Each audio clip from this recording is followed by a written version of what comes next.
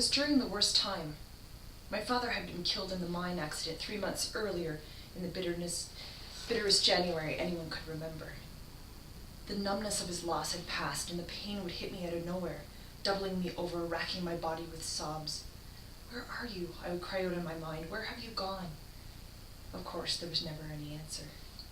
The district had given us a small amount of money as compensation for his death, enough to cover 1 month of grieving, at which time my mother would be expected to get a job.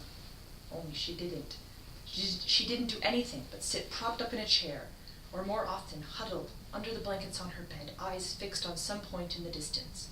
Once in a while she'd stir, get up as if moved by some urgent purpose, only to then collapse back into stillness. No amount of pleading from Prim seemed to affect her. I was terrified. I suppose now that my mother was locked in some dark world of sadness, but at the time all I knew was that I had lost not only a father, but a mother as well.